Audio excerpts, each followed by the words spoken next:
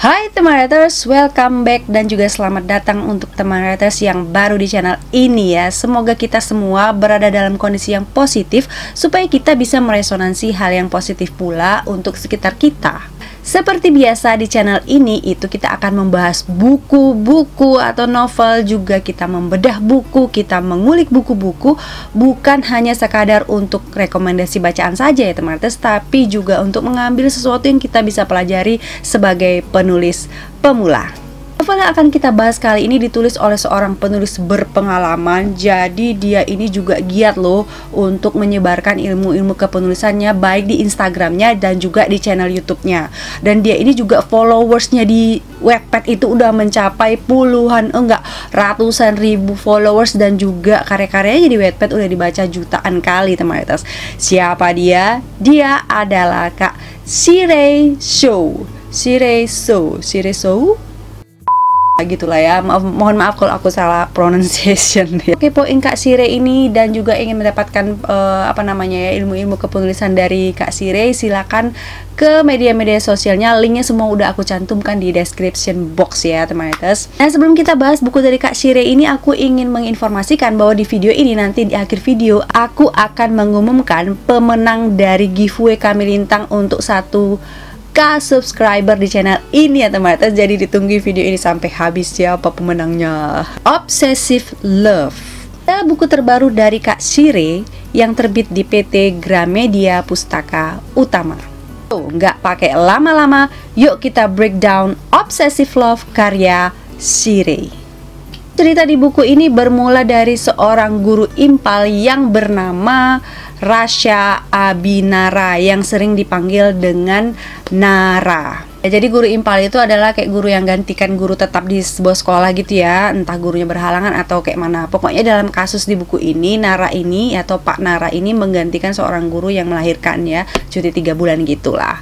Di bab 1 atau bab pembuka novel ini langsung itu kita diceritai kayak mana ciri fisik Nara yang menjadi tokoh utama dari novel ini ya, bagaimana ciri fisiknya dan juga tujuan hidup utamanya itu apa. Nah, di sekitar kayak bulan-bulan kedua dia ngajar gitu, ada suatu hal yang aneh yang terjadi pada seorang murid perempuannya, murid kelas 12 ya, IPA 4, bernama Syaira Salsabila. Jadi menurut pengakuan kawannya juga, kawannya ini kayaknya berubah kali, padahal dia dulu tuh orang yang ceria gitu kan, yang berprestasi khususnya di bidang fisika gitu kan. Jadi Syaira ini digambarkan adalah seorang anak orang kaya ya, memang sekolah yang tempat Sinara ini ngimpal itu adalah sekolah elit gitu ya. Jadi memang rata-rata yang murid di situ adalah murid-murid orang kaya. Udah gitu dia cantik sekali, kayak ada keturunan Turki-Turkinya kayak gitulah ya, yang bisa digambarkan di dalam novel ini gitu. Nah, dia berubah kali. Nah, sebagai guru yang kayak punya rasa tanggung jawab dan juga dia memang mungkin ingin menambah pengalaman bagaimana menangani seorang murid dengan dengan perubahan perilaku kayak gitu. Ingin tahu gitu apa yang terjadi sama si Syaira, kok dia bisa jadi berubah total kali kayak gitu, berubah 180 derajat kayak gitu kan. Nah, akhirnya si Nara ini ternyata masuk terlalu jauh, terlibat dalam kehidupan si Syaira. Dan ternyata memang apa yang dilakukan Pak Nara ini ternyata memiliki hubungan dengan masa lalu diri dia sendiri gitu. Lalunya itu cukup tragis. So, buku ini atau novel ini, Obsessive Love ini akan bawa kita penasaran dan terus penasaran kira-kira apa sih sebenarnya masa lalu Pak Nara ini. Udah gitu dia mau terlibat dengan permasalahan hidup si Syaira ya kan. Udah gitu kenapa si Syaira kok bisa jadi depresi.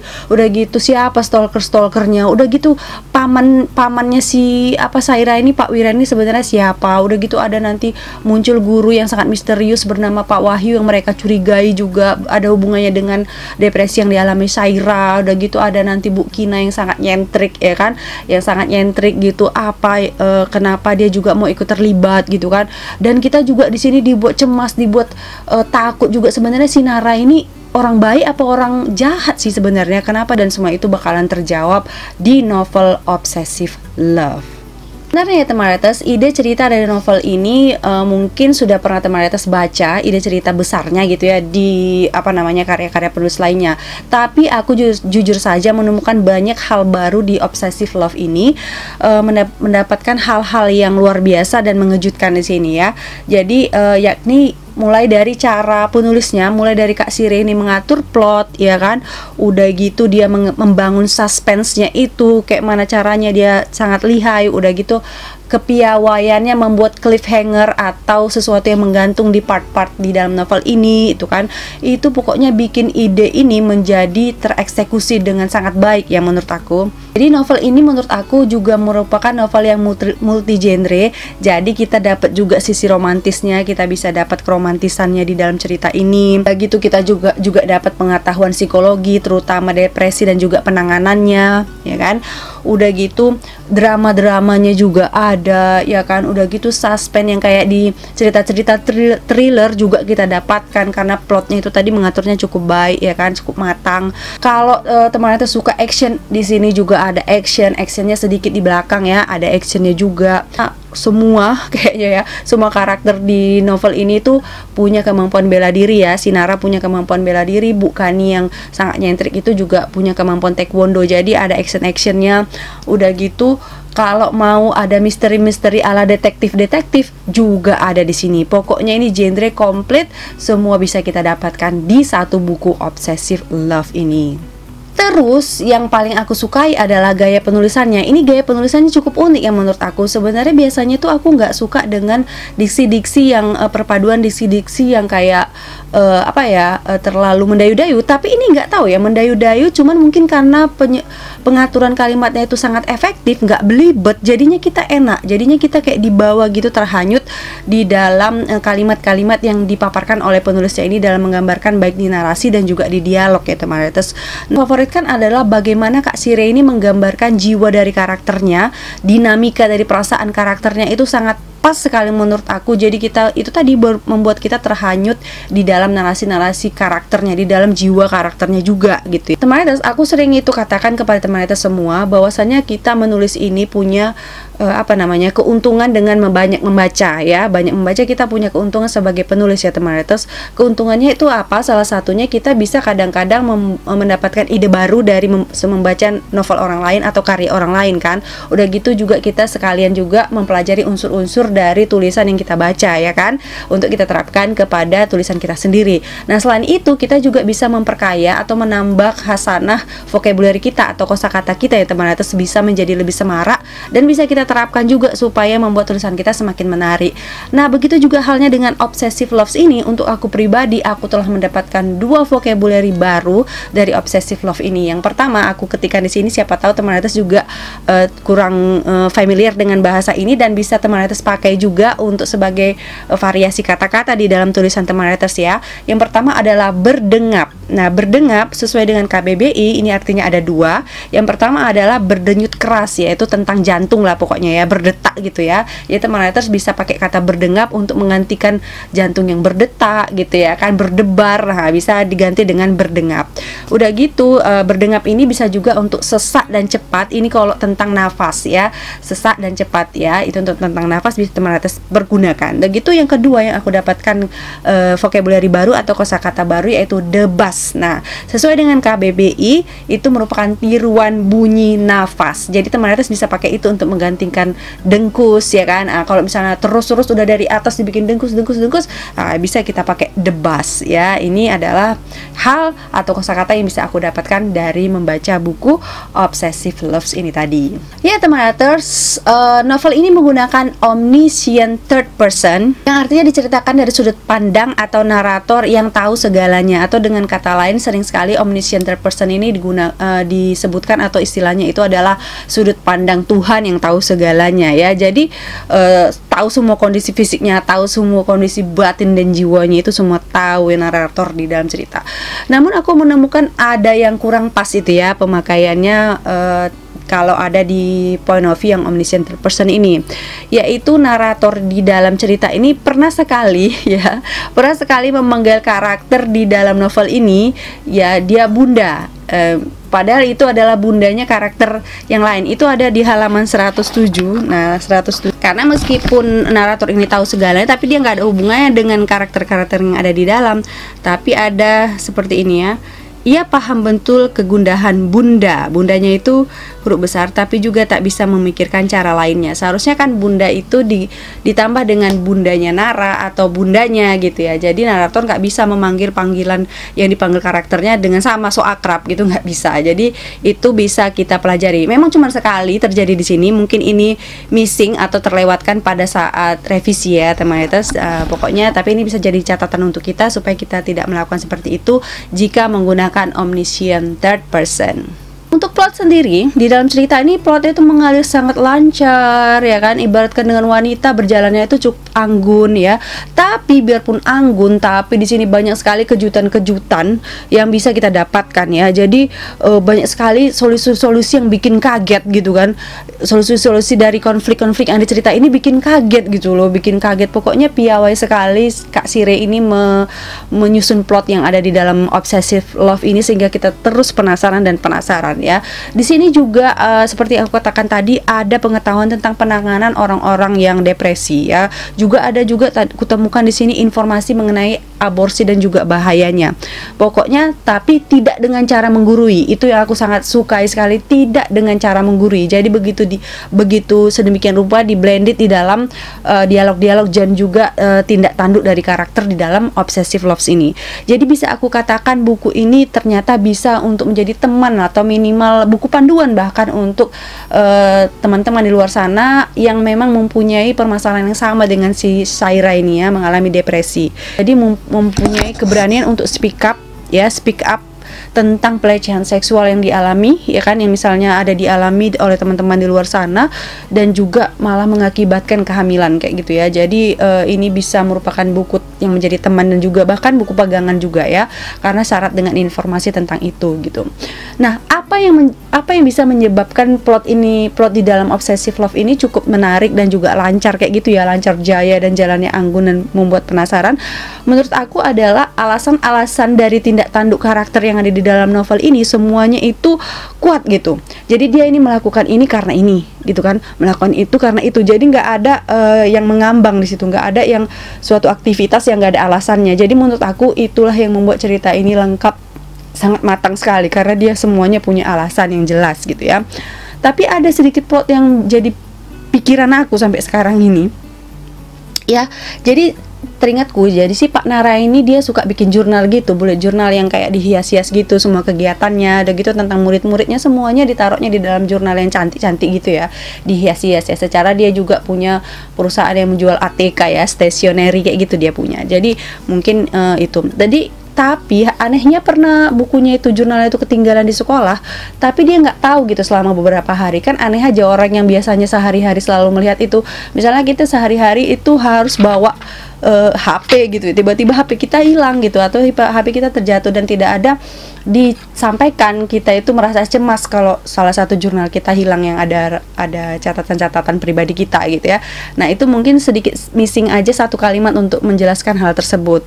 Nah itu aja, selebihnya pokoknya penjelasannya itu semuanya lengkap gitu. Terbuilding di dalam Obsessive Loves ini sangat mantap sekali. Yang bisa kita pelajari dari Kak Shire ini adalah itu membangun karakter itu dengan cara yang gini, menyematkan ciri khas unik gitu kepada setiap karakternya. Misalnya Pak Nara itu yang tadi suka buat ballet jurnal itu ya, laki-laki tapi dia suka bikin hias-hias jurnal gitu. Udah gitu si Kina, itu ke Bu Kina ya, guru apa dia ya, guru fisika apa guru apa dia itu, aku lupa lah ya. Pokoknya dia seorang guru yang etnik, pakai pakaiannya nyentrik-nyentrik itu dengan ciri khas etniknya. Jadi pokoknya setiap karakter dia kasih ciri khas yang unik gitu ya. Jadi di sini juga Kak Shire jiwanya itu juga atau benaknya itu juga dideskripsikan, apa yang terjadi di dalam gejolak jiwanya itu juga dideskripsikan dengan cukup detail, tapi nggak kebablasan. Jadi dalam arti Kak Shire ini mampu untuk menahan informasi-informasi penting sehingga rasa penasaran pembaca itu tetap terjaga sampai akhir dari cerita ya. Akhir ini untuk deskripsi ciri fisik ya, ini yang bisa kita contoh dari Obsessive Loves ini adalah ciri fisik ini deskripsinya ditempatkan di narasi dengan posisi yang pas gitu ya. Seperti misalnya untuk menunjukkan bentuk mata karakternya itu nggak ujuk-ujuk tiba-tiba bentuk mata, tapi ketika karakternya melihat sesuatu, nah di situ. Atau juga misalnya mau mendeskripsikan rambut dari karakternya ya, ketika si karakter itu merapikan rambut. Jadi nggak asal narok gitu ya, jadi nggak asal narok ujuk-ujuk langsung ngasih tahu kakinya, ngasih tahu badannya, nggak. Jadi pokoknya fisik itu lagi dipakai, ya itulah dijelaskan pada saat itu gitu. Jadi pas itu bisa kita tiru ya teman. Terus ada satu karakter yang menurut aku ini kayaknya munculnya terlalu tiba-tiba kali, munculnya terlalu pada saat lagi diperlukan aja dia muncul. Itu kayak ada apa ya, kayak kurang enak gitu ya, kurang enak. Lebih baik kayak misalnya ini ya, Pak Wahyu itu memang dia itu guru yang misterius yang mereka curigai telah berperan buruk ya, cukup buruk atas perubahan perilaku si Syaira ini. Tapi seharusnya dia itu muncul dari, misalnya kan ada suatu kegiatan mereka di ruang guru misalnya, ya ditengokkan sekilas, entah Pak Wahyu duduk di situ, dia guru yang aneh misalnya, dua kalimat aja, yang penting Pak Wahyunya itu udah lewat tadinya gitu. Jadi jangan tiba-tiba pada saat masalah masuk, ya itu cuman Pak Wahyu aja, yang lainnya cukup apik dari awal sudah ada masuk, kayak si Tristan sudah ada masuk cerita-cerita dari awal. Nah itu bagus sekali ya, memang harus seperti itu ya teman. Terus kerapian naskah atau yang berkaitan dengan pedoman umum ejaan bahasa Indonesia atau PUEBI, ada beberapa catatan untuk kita ya teman-teman Retes, supaya bisa kita perhatikan saat kita nanti mengerjakan naskah kita ya. Yang pertama adalah, pertama tipe lumayan cukup ada di sini ya, beberapa tipe yang terlewatkan, memang sedikit sekali, masih kita bisa kita terima ya.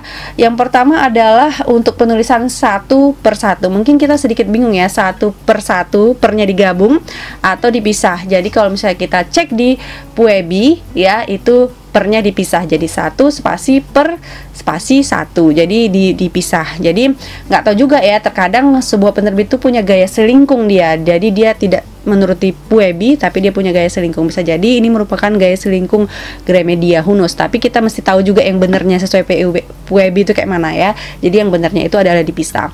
Yang kedua, agar membedakan ucapan dalam hati ya kan, atau dalam benak karakter, kita menggunakan tulisan miring atau italik. Jadi jangan pakai tanda kutip karena dia bukan lagi ucapan langsung. Nah di sini walaupun di dalam hati dia pakai tanda kutip dan pakai huruf yang tegak, tidak italik ya. Itu tuh sekali lagi bisa jadi ini merupakan gaya selingkung dari PT Gramedia, kita juga nggak tahu ya. Tapi teman atas supaya kita tahu yang benarnya itu seperti apa. Terus yang ketiga, tanda baca di dalam dialog ya. Ini aku tunjukkan sebuah contoh dialog di dalam novel ini nih ya. Jadi tanda bacanya itu bukan dialog tag dia ini adalah kalimat independen yang memang masih menjelaskan dialog sih, tapi dia bukan dialog tag, karena dialog tag biasanya dimulai dengan kata kerja gitu ya, tapi ini bukan, dan dibikin huruf kecil seperti itu. Jadi sebenarnya ini merupakan kalimat independen dan harus dibikin huruf besar aja ya teman writers.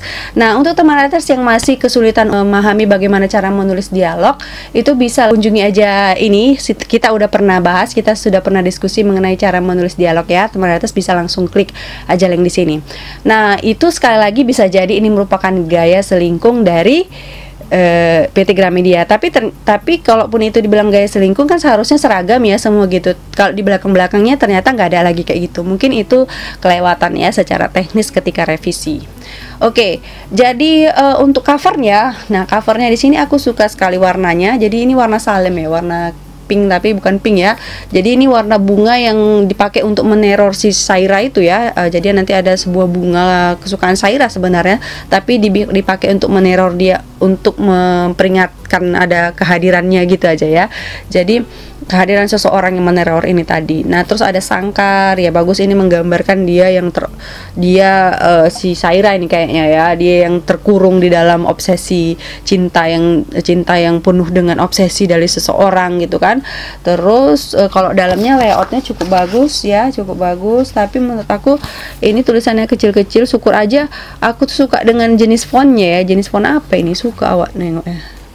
Nah, terus kalau ada setiap babnya ada dibikin kayak gini-gini, nampak nggak teman-teman? Nah, dibikin kayak ada sanggar burung, tapi ini kayaknya jadi kayak cerita horor ya. Ya, tapi itu kesan aja sih. Sebenarnya bagus ya. Nah, sekarang ini masuk ke kutipan favorit. Ini paling aku sukai. Jadi di setiap buku ini, setiap babnya itu Kak Syire itu bikin kayak quote-quote gitu. Ini bisa teman-teman contek nanti untuk Instagram. Tapi kalau misalnya apa namanya ya, mencontek atau mengambil quote-quote orang, kalau bisa dibikin lah by Shiraiso Obsessive Love, diambil dari Obsessive Love karya Kak Shiraiso. Jadi gitu, karena capek lo memikirkan apa namanya kata-kata ya teman atas, coba teman atas bikin Instagram sendiri, kadang pening, akhirnya dibilang no caption. Saking peningnya membuat caption ya teman atas. Oke, aku ambil ini bisa dijadikan caption, tapi jangan lupa cantumkan sumbernya sebagai penghargaan kepada penulisnya ya teman atas. Nah ini, pada dasarnya ada kereta lewat. Pada dasarnya, keingintahuan adalah sifat yang membuat manusia terus berkembang. Akan tetapi, jika digunakan tanpa nurani, itu hanya akan dipakai untuk mengorek aib dan menyakiti. Ya, ini judul babnya tuh gosip. Ya, jadi ingin tahu nggak apa-apa, tapi kalau untuk nolong, tapi kalau cuma untuk ngorek-ngorek aib ya kan, untuk nyakiti orang tanpa itu, karena tanpa nurani tadi nggak boleh ya. Terus dengan 244 halaman ini sangat recommended, dan ini labelnya novel remaja, bisa dibaca oleh remaja. Jadi teman atas jangan membaca buku atau novel atau cerita yang tidak sesuai dengan umur teman atas ya. Nanti kalau terjadi apa-apa, akhirnya ceritanya yang disalahkan, padahal udah dikasih label untuk umur berapakah cerita tersebut, ya kan? Hati-hati ya. Belum di closing, seperti janji aku kepada teman atas, aku akan mengumumkan siapa yang beruntung mendapatkan 2 novel Kami Lintang dan juga 1 kaos Kami Lintang untuk 2 pemenang ya teman atas. Nah, aku ingin mengucapkan terima kasih banyak dulu buat yang udah ikut giveaway Kami Lintang untuk 1000 subscriber channel ini. Semua alasannya itu bagus-bagus sekali, bikin aku bingung, tapi aku tuh pingin sebenarnya aku kasih aja semua Kami Lintang, tapi aku nggak sanggup teman atas. Aku nggak sanggup ngasih semuanya, jadi ya udah aku harus terpaksa milih 2 aja sesuai janjiku ya. Pemenangnya adalah yang pertama, itu di postingnya di Facebook bernama Ramenda Sally. Yang pertama. Yang kedua adalah ini diposting di Instagram. Nama Instagramnya adalah @dio_243. Nah, untuk 2 pemenang ini silakan inbox aku langsung, inbox atau DM kalau yang di Instagram ya. Inbox nama lengkapnya untuk aku kirimkan hadiahnya, juga alamat lengkapnya lah gitu ya, terus nomor teleponnya gitu. Jadi pokoknya di inbox aja aku. Untuk Kak Ramenda Sally akan mendapatkan 1 novel Kami Lintang dan juga kaos Kami Lintang. Terus untuk Dio akan mendapatkan 1 novel Kami Lintang.